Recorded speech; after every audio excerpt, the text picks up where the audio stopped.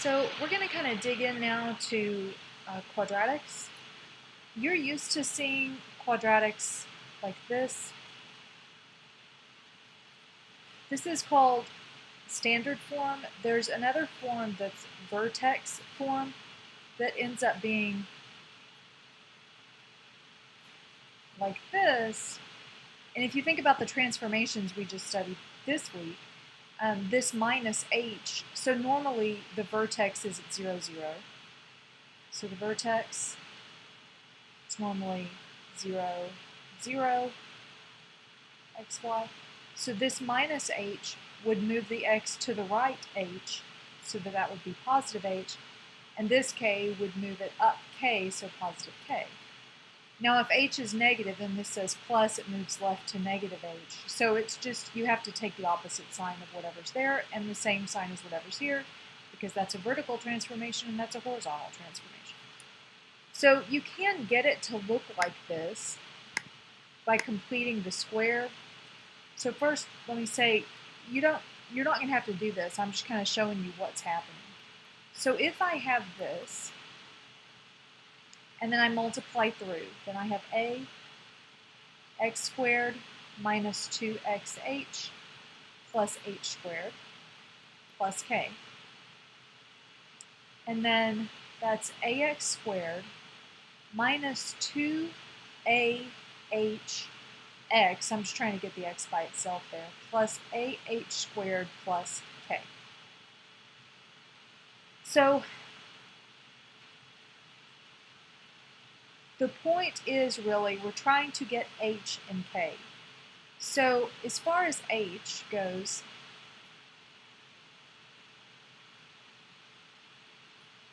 the b is 2ah. It's the thing next to the x. So if you were given this in standard form, whatever was next to the x, would be negative 2ah, and that's b.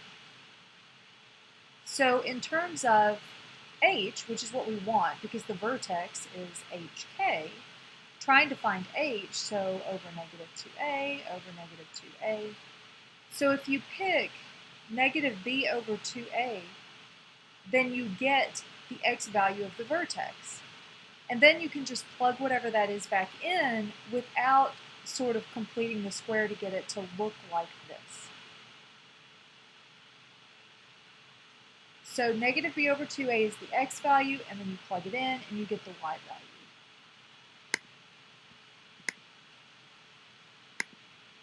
The other thing is that wherever the vertex is, the line of symmetry is right there. Normally the line of symmetry, so for x squared, the line of symmetry is x equals 0, it's the y-axis. So if x moves to negative b over 2a,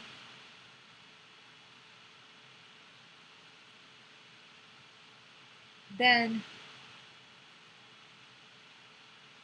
x equals negative b over 2a is this same spot.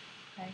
So this is the axis of symmetry, we call it. It's just the x value, x equals the x value of the vertex. I will show you very quickly an example of completing the square so that you can just see it. So let's say that we started out with, say, x squared minus 4x plus 12. And we were looking for the vertex. So again, we can just say x equals negative 4 over 2 times 1 is 2, and then plug 2 in. F of 2 is 4 minus 8, so that's negative 4 plus 12 is 8. Or we can do this. We know that if we square this, we get x squared minus 2hx plus h squared. So negative 2h must be negative 4. That's my only option. So whatever number is here, I divide it by 2. So negative 4h, I divide it by 2, I get negative 2, and I want to add that squared so that it looks like this. So plus negative 2 squared. Because I can't just go around adding junk, I've got to also now subtract negative 2 squared, and I have the plus 12. So now this thing has been built to be x minus 2 squared, and then I get minus 4 plus 12. X minus 2 squared plus 8.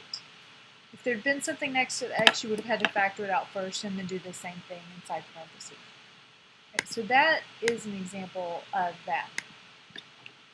Two other things about quadratics: they will have either one min or one max, and it'll be at the vertex.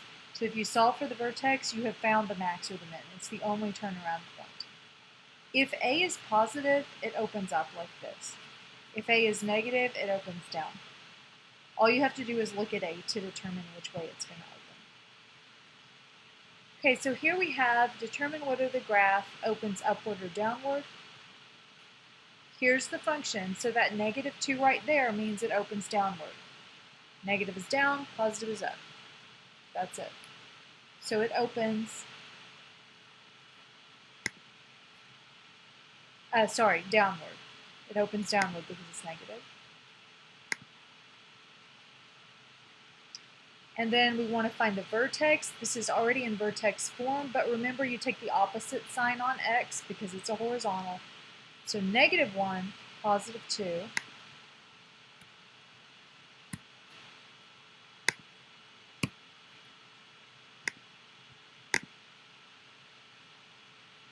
Now we want to determine the x-intercept.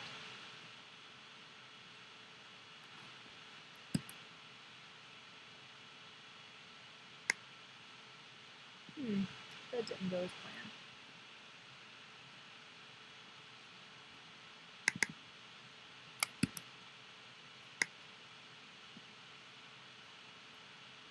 Okay, so we want x-intercepts.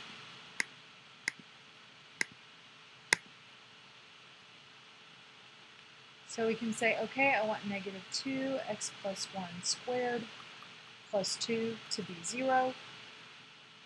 2 is 2, x plus 1 squared. I mentioned before there are two kinds of people, those who like to have the variable on the left side and those who don't like to have a negative on their variable. I'm one of the people that doesn't really like to have a negative, so I'm just going to move it over there. We divide by 2, and I've got x plus 1 squared equals 1. If something squared equals 1, that something equals 1 or negative 1.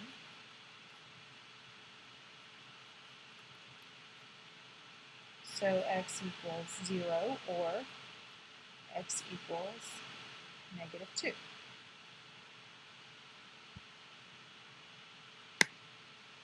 So it has 2.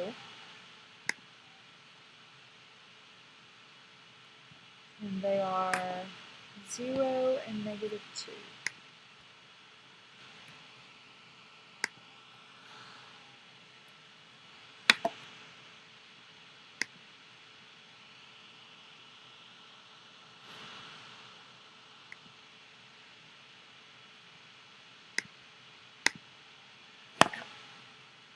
Okay, and the y-intercept, we need to plug in 0.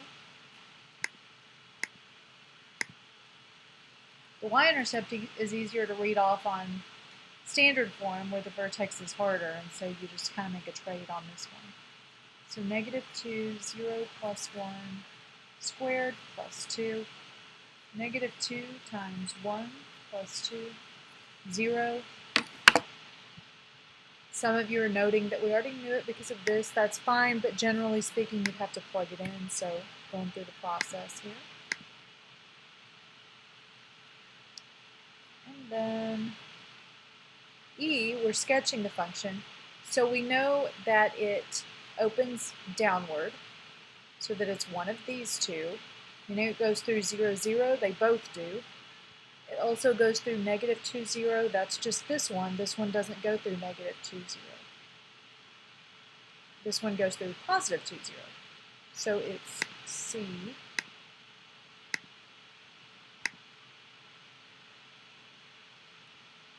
The axis of symmetry is where the vertex is, and the vertex was negative 1, 2. So it's x equals -1. Don't know if I'm supposed to write it that way, but I'm going to put it in C. Okay, so x equals and then the value. And the question about the value, because it opens downward, it has a maximum. If it opened upward, it would have a minimum. The maximum value is, so it's at the vertex, so it's 2. Remember that location is x and value is y. So 2. And the last step, in interval notation, the domain is, it's a polynomial, it doesn't have a denominator, it doesn't have a root, so it's negative infinity to infinity for the domain. But because it has a maximum of 2, but then it goes downward forever, the range is from negative infinity up to 2 and then inclusive. Note that you can't write this the other direction.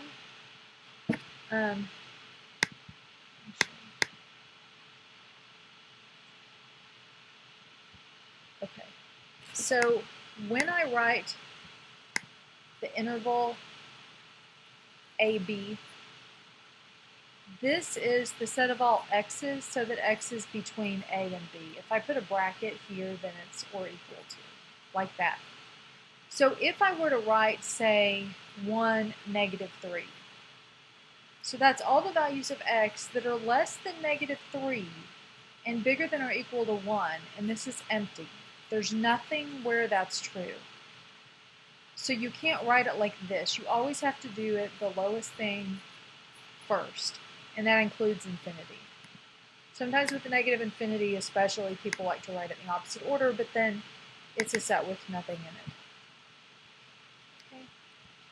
Now I'm going to do 9. We want to find the vertex using the vertex formula. That's the one I showed you before, the negative b over 2a. It's unfortunate that they're using a in this, but that's fine. So I'm going to say x, I really mean a, is equal to -10 over 2 times -1/4. Because 10 is b, a is -1/4, that's why using a here isn't great. So negative b over 2a in the coefficient sense. I can drop the negatives. This is 10 over 1/2 is 20. And you can either say, okay, division, ask the question, if I have 10, how many halves do I have? So you have 20 halves. Or you can rewrite it like this and invert and multiply.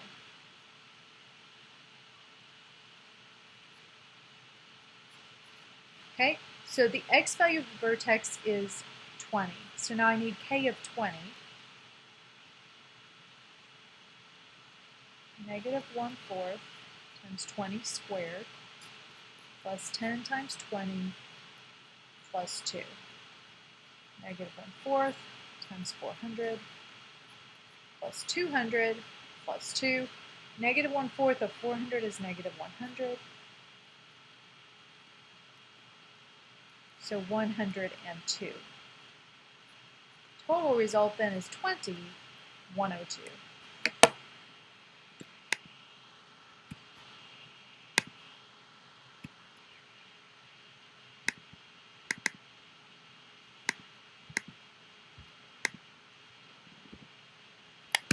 Okay, this one is a kind of word problem setup. We end up a lot of time looking at things like fences and boxes and rectangular things for quadratics because you have, one thing times another. We have 2 chicken coops to be built adjacent to one another, and we have 120 feet of fencing total. We want to find what dimensions will maximize the area. The minute you're asked to maximize blah, you need to set up an equation for blah. We want to maximize the area of an individual coop.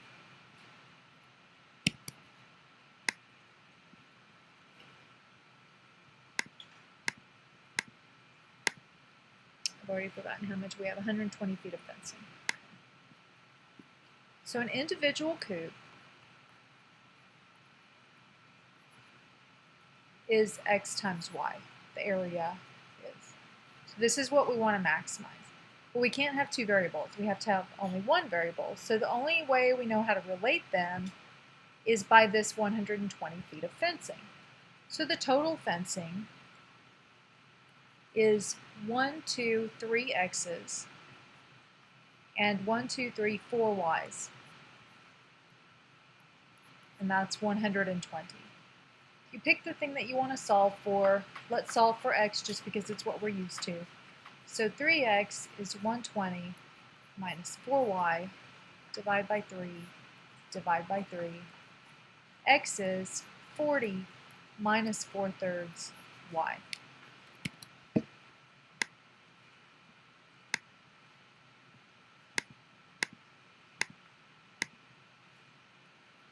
So I want to find the maximum of the area, which is XY, which is X. Oh, I did this the reverse of what you're used to. That's okay though. Pretend I didn't say that bit about doing what you're used to. So I substitute for X, I get 40 minus 4/3 Y times Y. So 40Y minus 4/3 Y squared. Because this is now a parabola, we just need to find the vertex to find the maximum. It does open downward because of that negative right there next to the guy next to the y squared. So we just need to find y equals negative b over 2a, which equals, and remember, even though this is the second coefficient, it's the one next to y squared, so this is still a, and this is b. Negative 40 over 2 times negative 4/3. So 40 over 8/3 is 40 over 1 over 8 over 3.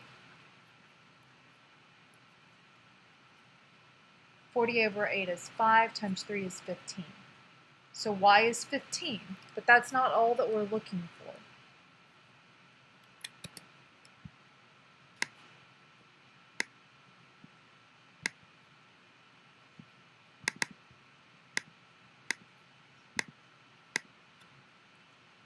X, if memory serves, was 40 minus 4/3 y.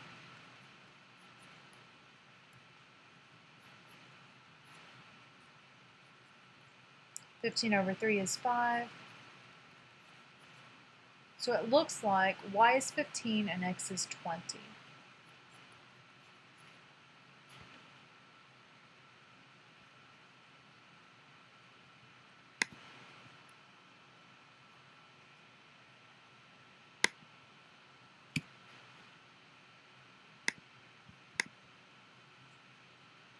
And the maximum area is then 15 times 20, 300 square feet.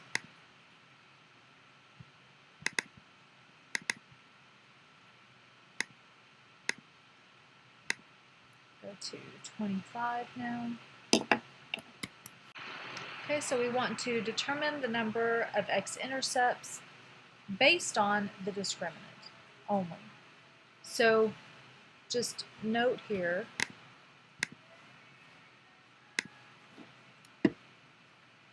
if we have ax squared plus bx plus c, and we're looking for when that's 0, that's where the intercepts are, the x-intercepts, then x equals, this is the quadratic formula, negative b plus or minus the square root of b squared minus 4ac over 2a. You saw some things on the review where there was an I. Those aren't intercepts though, because those are in the complex plane. They're not on the real line, so we can't graph those.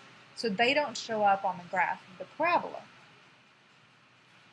So the question is only, what does b squared minus 4ac do? A can't be 0, because then this wouldn't exist. This would just be linear. So this part's fine. Negative b is fine. The only thing is b squared minus 4ac, I have to take the root of it. So for it to be real, it has to be greater than or equal to 0. If b squared minus 4ac is less than 0, then it's not defined over the reals, so no intercept. No x-intercept, because this is an imaginary result. If it's equal to 0, then I'm doing plus or minus nothing. So I just get negative b over 2a. It's just 1, 0, and it's on the vertex. Okay? So if b squared minus 4ac is equal to 0, there's 1 intercept. If b squared minus 4ac is not 0, it's positive, then I'm adding or subtracting something. So I'm going to the right some amount and going to the left the same amount, and I'm getting 2 results. So if b squared minus 4ac is positive, strictly positive, then I have 2.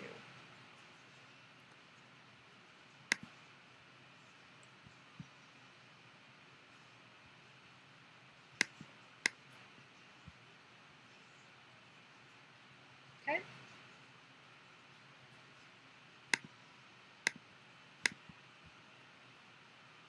So we have this guy. So b squared minus 4ac is minus 6 squared minus 4 times 9 times 4.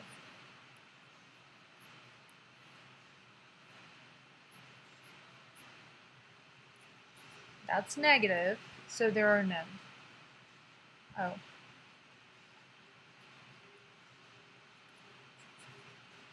Sorry, I didn't read what it asked me first.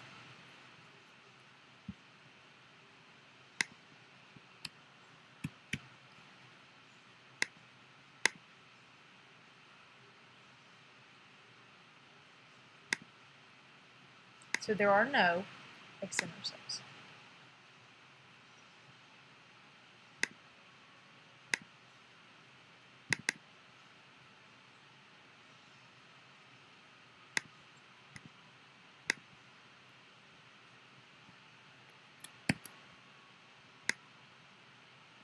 Okay, so I want to find b so that I get a maximum value of 15.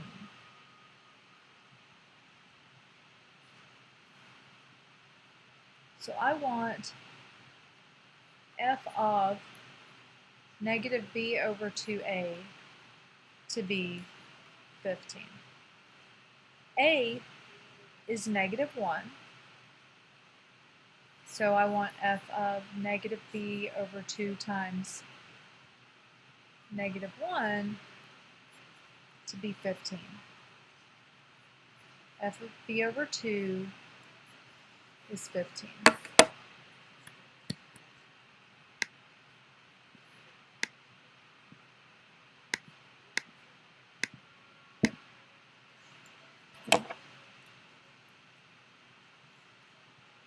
Negative b over 2 squared plus b times b over 2, this actually is the same b, so it's a little bit weird and a little bit interesting, equals 15. Negative b squared over 4 plus b squared over 2 minus 1 equals 15.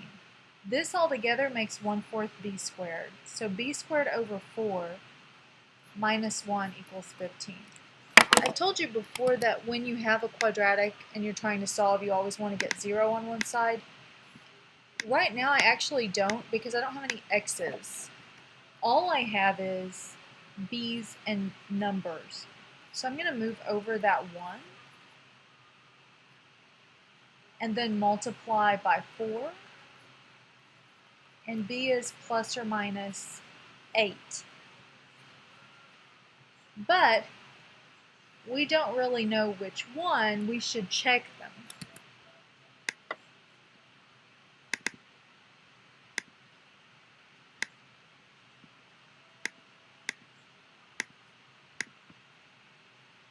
So suppose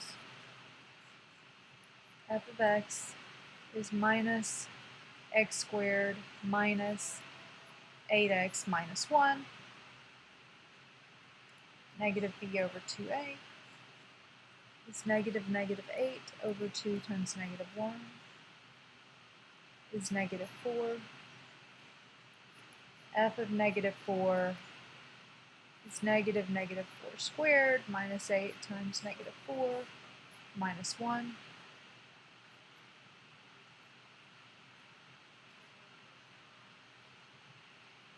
So that's 15. Now let's try positive 8.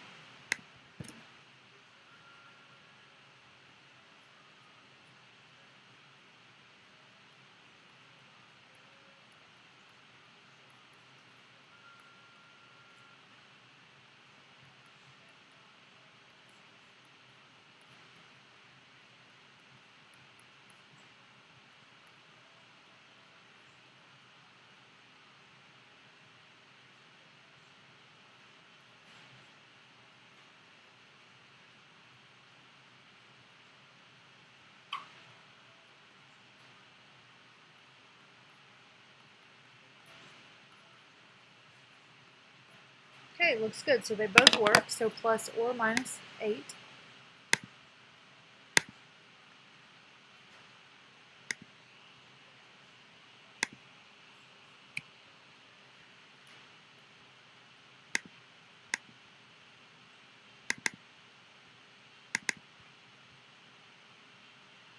Okay, so that wraps up this section. I think that one was kind of fun, but it may, it's not something that would be on a test because you'd have to sort of figure it out, but it's kind of interesting. Okay, then you go on to the next section.